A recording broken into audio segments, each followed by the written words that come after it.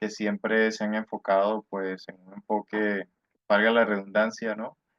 O en un paradigma integral, adaptado a los tiempos modernos, que pues siempre hay nuevas o corrientes o nuevas formas de ver la salud, de ver la vida, de ver el bienestar de la gente.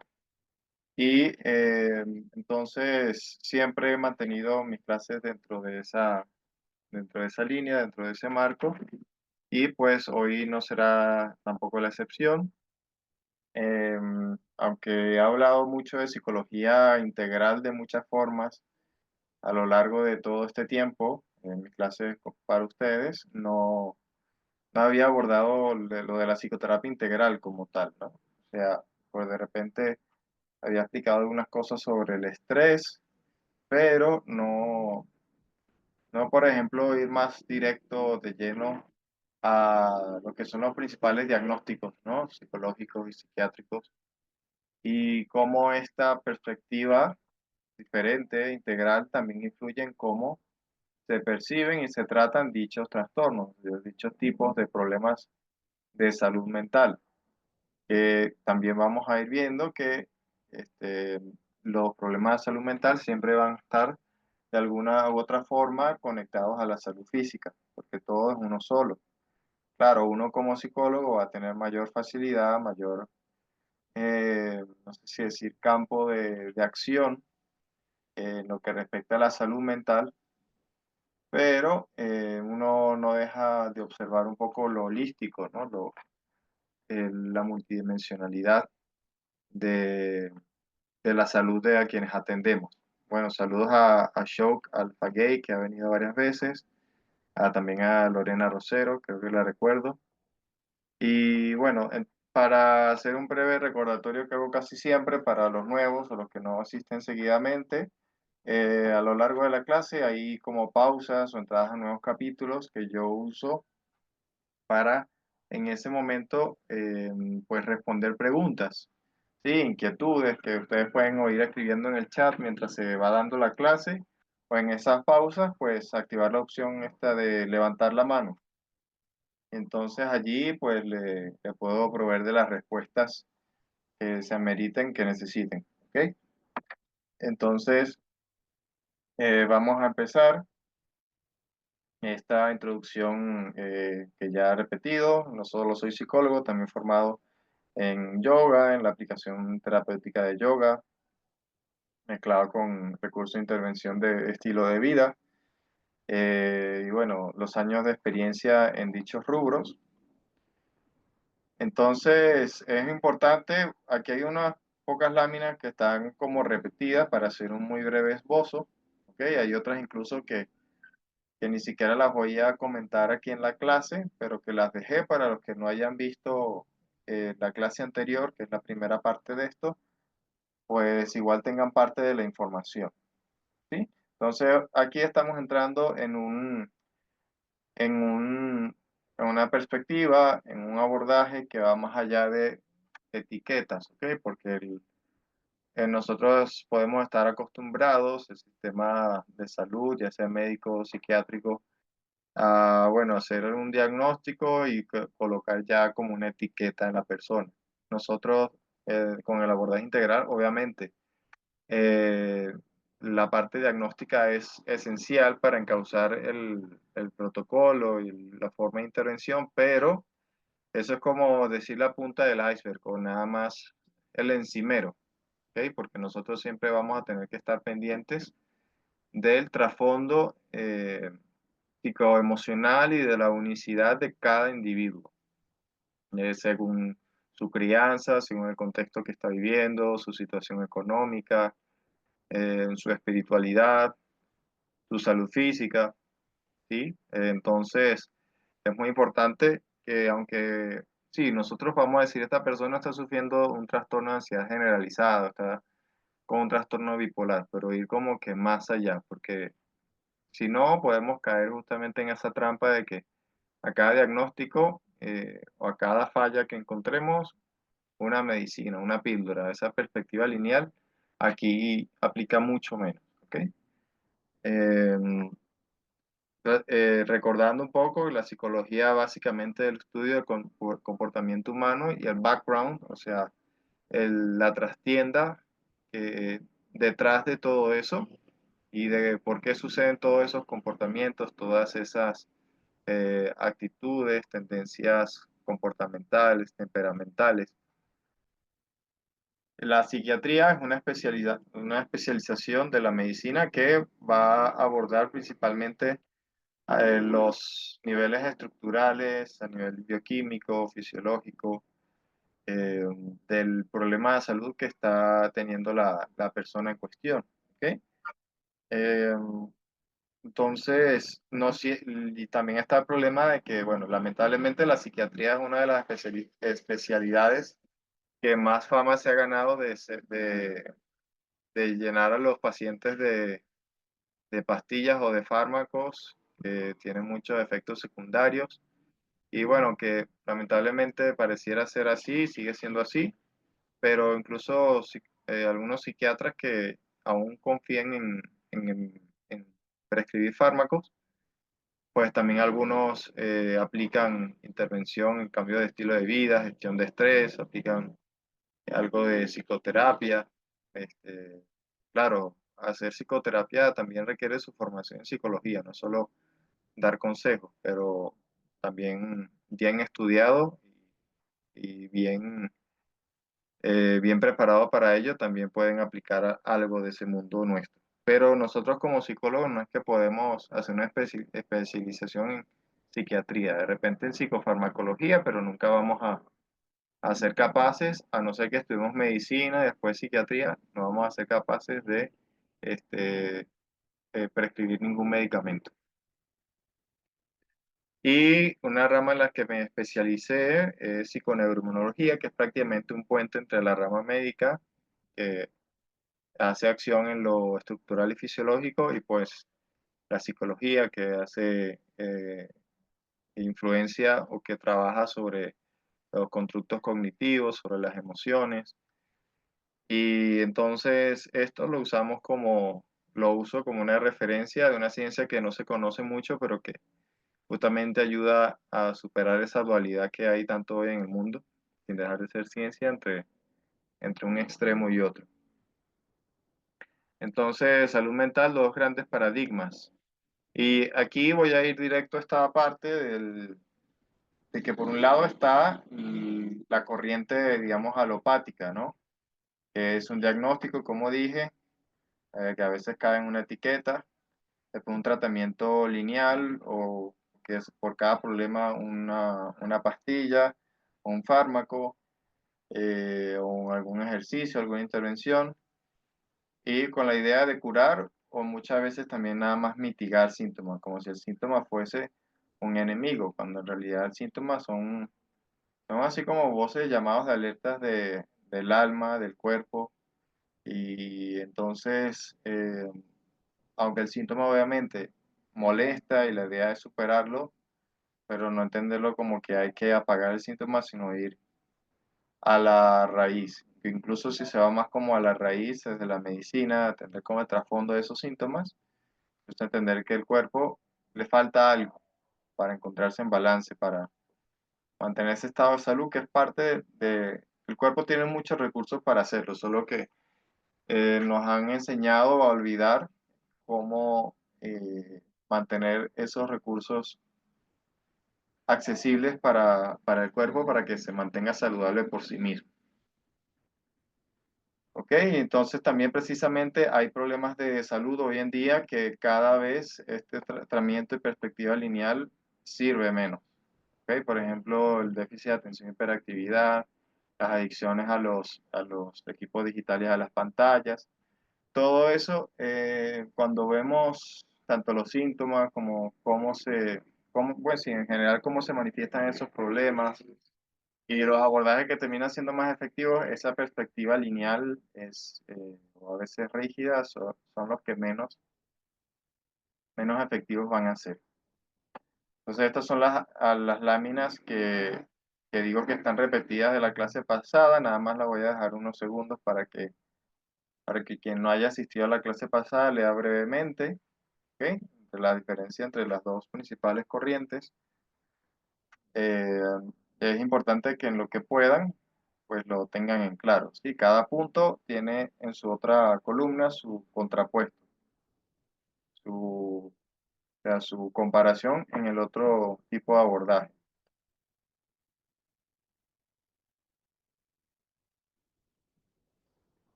¿Ok? Entonces, también la diferencia entre el efecto etiqueta y el diagnóstico, porque como dije, los diagnósticos o los títulos que se le da a la gente no son per se malos, ¿ok? Pero hay que saber usarlos y que sean de provecho, no que sean algo con lo que casar a la persona tratada con alguna dolencia o con su malestar de por vida.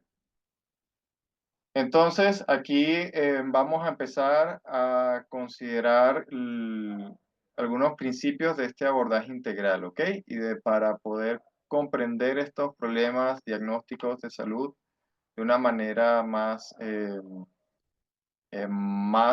cercana a esta perspectiva integral, ¿ok?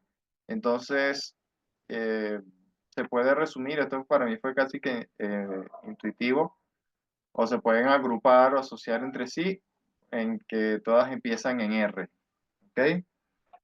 Entonces, primero, que esto en realidad, esto es como un asomo de otra parte de los principios, es el reflejar.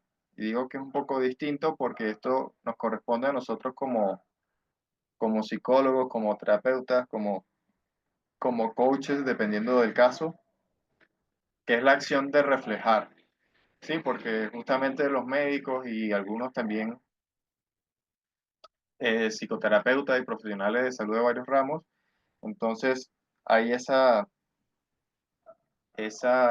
suposición implícita de que son los todo, ¿no? Entonces tienen las llaves del proceso, tienen la llave del conocimiento de qué hacer, pero un buen arte de la psicología, de la psicoterapia, aunque hay excepciones, pero en general un buen arte, y sobre todo cuando se hace esta perspectiva integral, es que nosotros nada más reflejemos. Lo que va diciendo la persona y la paciente, nosotros como que lo procesamos, a veces lo traducimos o transducimos de vuelta al paciente, a la persona en conflicto, para que ella vea que tiene muchas de las soluciones y los recursos a disposición. ¿Sí? Tiene sus respuestas y es como que ellos tengan el mapa y uno les va enseñando a usarlo. Pero al final ellos son los que tienen el mapa, tienen acceso a partes del mapa que solo pueden tener acceso a ellos, o si acaso nosotros, si ellos nos permiten acceder allí, y pues el camino es de ellos, nosotros somos solo acompañantes, ¿ok? Porque también está el riesgo de que mientras más directrices uno dé, más riesgo hay de que el inconsciente de los contenidos de uno se mezclen con lo que está viviendo la persona, el paciente, y entonces no ayudar tanto porque nosotros mismos estamos contaminando eso con nuestras sombras, con nuestras inquietudes. Entonces siempre es muy importante escuchar, ¿ok? Esto lo he vivido recientemente y también es una cuestión generalizada en la medicina, en muchas corrientes, en donde hay una relación terapeuta-paciente, de que los profesionales no escuchan a las personas que están atendiendo. O sea, pueden escuchar los síntomas, pueden escuchar las quejas, pero no el cómo se sienten, no esa escucha intuitiva. Eso es muy importante también. Entonces aquí tenemos 5R, me extendí en esta porque como les dije, habla más de un poquito del rol del terapeuta, pero aquí todo lo demás va en relación al rol del paciente o del cliente, ¿ok? De la persona que se está atendiendo. Entonces, número uno, recordar, después reconocer, luego regular y de ahí regenerar. Entonces, con recordar, ¿con qué nos referimos aquí a recordar? Eh, lo más básico podría ser que una persona con un trauma pueda recordar qué fue lo que pasó. En caso de que sea una persona con una situación de trauma que incluya amnesia. ¿Bien?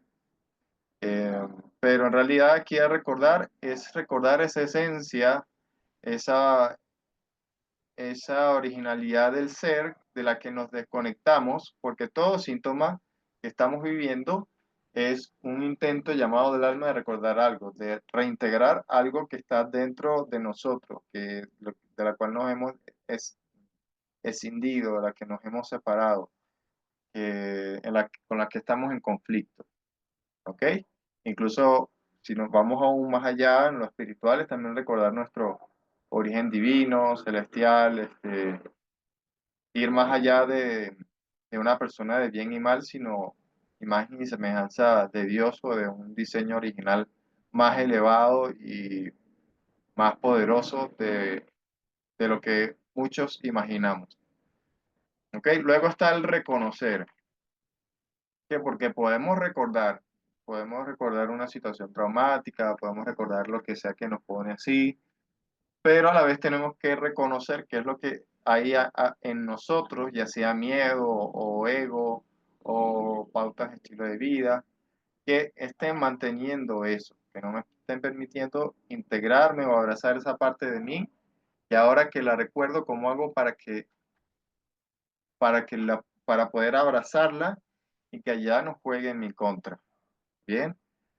Eh, Luego está el regular, porque obviamente cuando una persona va a consulta o tiene algún problema en que necesitan que le ayuden, pues lo ideal es que nosotros proveamos herramientas que ayuden a que esa persona se regule, a que encuentre un estado de bienestar, de estabilidad básico para que, bueno, para que se sienta motivado, para que nosotros también mostremos si somos eficientes o no como terapeutas.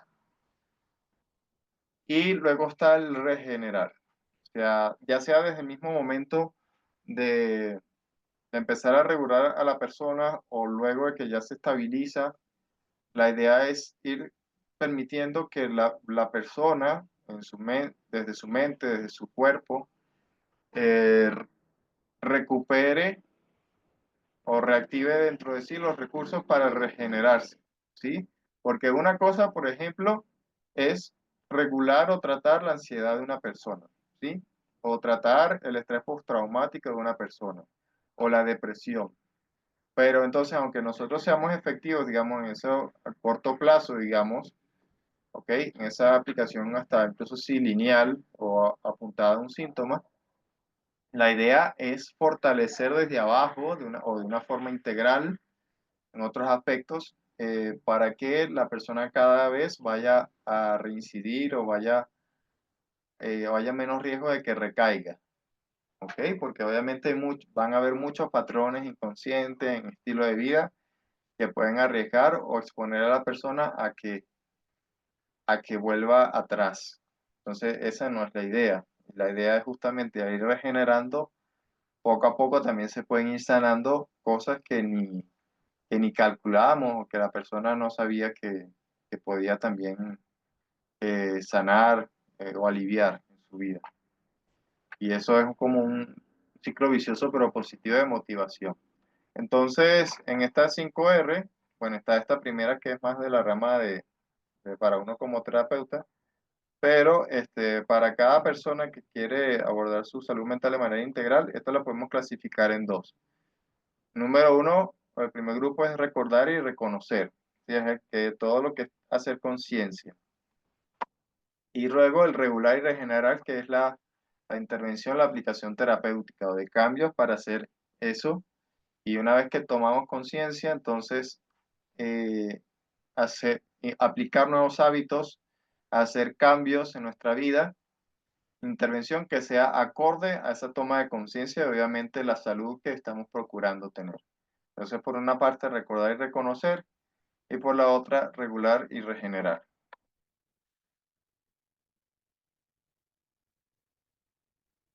Y también es importante que el regenerar precisamente es despertar los recursos internos del cuerpo y evitar esa dependencia paciente o cliente con el terapeuta. No amarrar, porque cuando tú despiertas los recursos regenerativos del cuerpo, bueno, la persona puede tener un conflicto tan grande que pueda necesitar mucho tiempo de terapia, de asistencia. Pero igual la idea es que despertar los mismos recursos internos esa, para que eso se evite lo más posible. ¿Ok? Reducir esa dependencia lo más posible.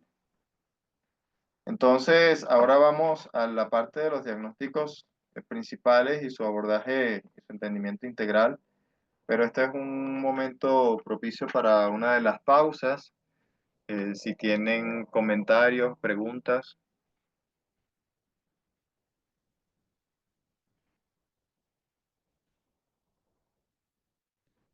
voy a parar un ratico más.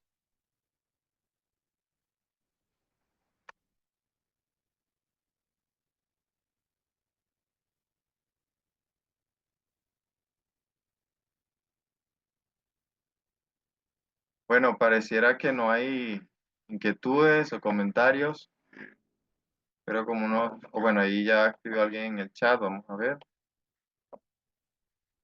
Ah, bueno, qué excelente. Muchas gracias. También buenas tardes al señor Amadeo López.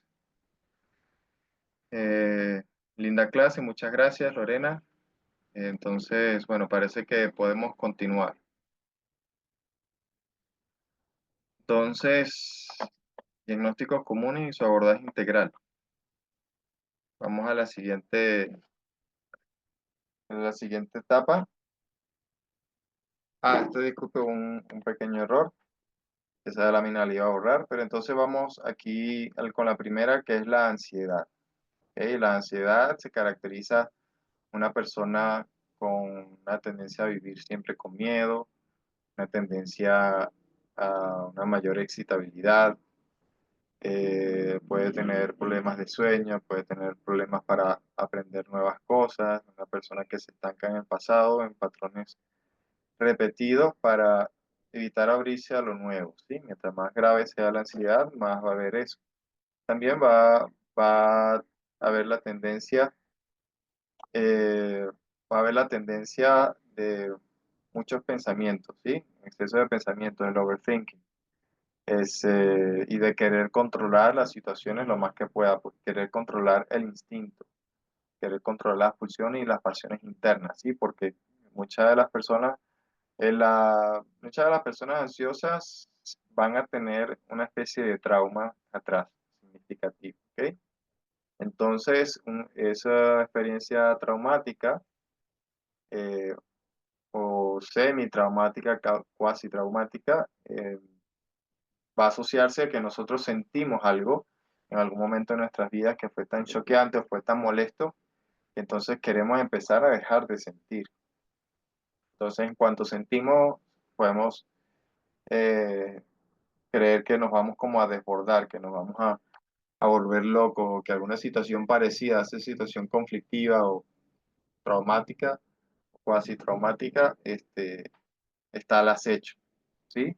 Para quien ha visto la película Intensamente 2, esa película es muy buena, grafica de una manera bastante sencilla y para todo público lo que es vivir con ansiedad, ¿sí? También, obviamente, en casos graves puede haber palpitaciones, puede haber algunos signos, una excesiva sudoración y otros signos en el aspecto físico.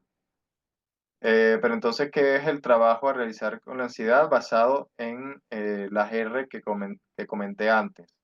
Sí, aquí en estas R no estoy mencionando la R de regenerar, porque el regenerar, hasta donde yo lo conozco y lo manejo, pues son muchos patrones básicos, eh, que digamos es ejercicio físico, manejo del estrés, alimentación hipoalergénica o cercana al origen, es sí, alguna forma de reconectar con lo espiritual también de la persona, eh, también aspectos de higiene y de cuidar el entorno en el que se vive, se trabaja. Todo eso es parte de regeneración, es algo como general que va a variar un poco dependiendo de- del tipo de diagnóstico de la persona, pero son cosas que quizá no ameritan que me ponga a especificar aquí, hasta me vuelva algo bastante repetitivo. Entonces, la ansiedad está el primer paso que es recordar, ¿no? Entonces, miedos sembrados en la crianza, evitando en confiar en la independencia y el sentir. sea, el instinto es un pulso que existe en el cuerpo, ¿sí? Que no está antes de cualquier emoción, de cualquier etiqueta que la mente pueda colocar, porque lo que se puede sentir instintivamente muchas veces puede tener tantos matices que es difícil etiquetarlo, colocarle un nombre. Entonces, la ansiedad es eso precisamente, que reconectamos con ese sentir, con esa excitación interna y no sabemos qué hacer, preferimos huir de ella. ¿Sí? Y hay muchas vías de aplicar esta huida, pero en fin, los síntomas de ansiedad, pues, son los que terminan definiéndola. Ajá, entonces, después viene el reconocer, justamente mentalmente reconocer que no se pueden controlar algunas sensaciones y algunos resultados de muchas cosas. Nosotros no podemos controlar la vida, todo lo que va a suceder y tener un perfeccionamiento de cómo van a suceder muchas cosas de nuestra vida. Y precisamente el instinto, las pulsiones internas, las emociones, eh, prácticamente a su 100% son recursos de la naturaleza, incluso hasta recursos del alma, cuando repasamos todo lo que hemos visto de psicosomática, de mensajes del alma, para sanar, para conectar con la intuición, para... el instinto es una sabiduría más allá de lo racional. ¿Sí? Si nosotros tratamos a veces de explicar lo que sentimos intuitivamente, algunas intuiciones, pues no podemos porque se hace muy difícil. Pero eso es una fuerza que nos permite adaptarnos y responder asertivamente a lo que nos sucede. Luego está el regular, ¿sí? Que son algunos recursos terapéuticos y de abordaje generalmente integrativo que se pueden aplicar dentro del integrativo, más específicos eh, eh, y efectivos para este tipo de problemas. Entonces, obviamente, respiración profunda, ejercicio de respiración, lo que en yoga llamamos pranayama. Yo di una clase específica sobre eso hace un par de meses. Ejercicio somático, que es conectar con el cuerpo y las zonas del cuerpo que quizás asociemos a esa ansiedad, eh, y como explorar a ver qué hay allí, ¿sí? Como que en esa exploración, en esa conexión, afloran no solo para recordar qué pasó, sino las respuestas que tenemos dentro de nosotros mismos. El EMDR, que es una terapia de movimiento de ojos, también sirve muy bien.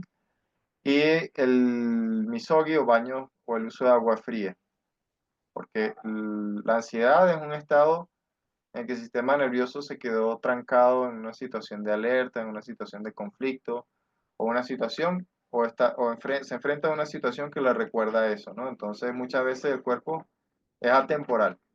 Podremos envejecer, pero en estos temas de memoria es atemporal y nosotros podemos terminar viviendo cosas, experimentando, sintiendo mucho de lo que sentimos en una situación traumática pasada que no superamos. Entonces, una forma así express, aunque para algunos le puede no gustar nada, de bajarle dos a esa ansiedad, es baños de agua fría. Si no está disponible o no está en un contexto para bañarse o que le eche un balde de agua fría encima, entonces por lo menos colocar las manos en agua fría, bien fría, ¿ok? Si es con cubos de hielo o de alguna forma bastante fría, incluso también la frente. También hay algunos masajes aquí en una de las terminaciones del nervio vago en, en la garganta, pero bueno, eso hay que saber dónde hacerlas y saber que si usted tiene tendencia a tensión baja, no debería hacerlas tampoco. Y también los baños de agua fría, si usted ha recién comido, tampoco debe hacerlo.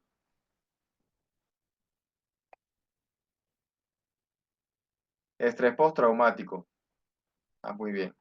Y trauma, ¿no? La gran diferencia con la ansiedad es que el estrés postraumático sí va a estar relacionado a un escenario o tipo de escenarios asociados a alguna experiencia traumática. O sea, hay una conexión situacional específica más clara y evidente.